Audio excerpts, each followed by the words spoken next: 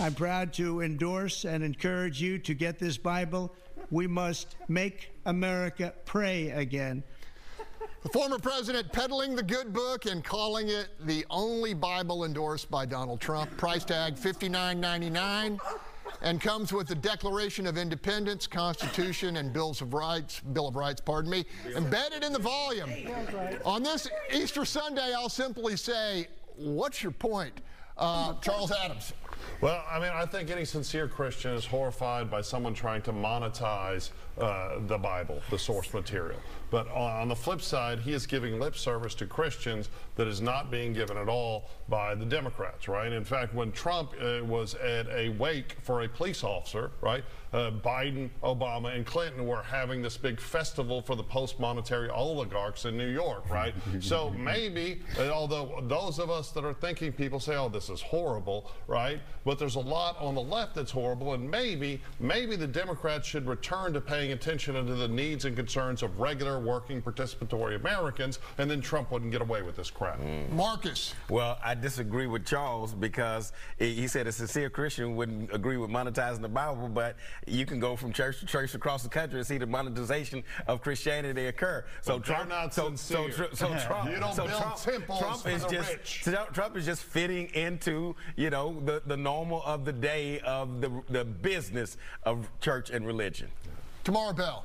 This is absolutely an embarrassment. You up there with your 2 Corinthians, and when they asked you to read a scripture, what's your favorite verse? You couldn't give anything. Don't y'all buy that Bible. You get them free at any hotel you go to. You can get them free at the bookstore. Look, I mean, seriously, y'all, don't do this. All right, Bill King. So I grew up in an evangelical home, and my parents were very devout Baptists. My dad was a Baptist deacon.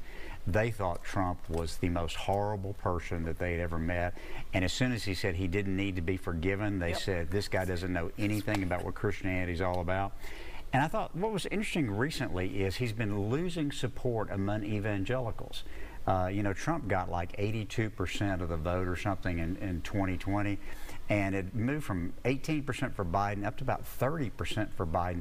I think evangelicals are finally waking up, and I was going to tell my evangelical friends, you're doing tremendous damage to your movement by supporting this man. Watch how many he sells. All right, Sue, I guess you're not surprised by this. It's like being at a carnival. He's like a snake oil salesman, and you know, he sells something and then that tethers out, so he's just, you know, he's reached the lowest of the low.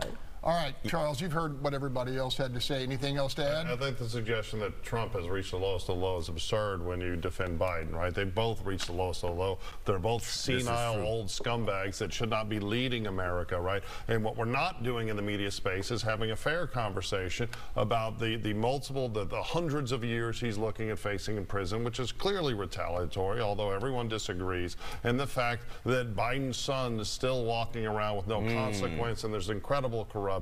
And we have to stop being lemmings, right, on the left and the right. We have to start reading and thinking again, damn it, and we're just not. Trump's selling Bibles while Biden is sending more bombs and fighter jets. Biden's selling lies. Biden's sending more bombs and fighter jets to Israel.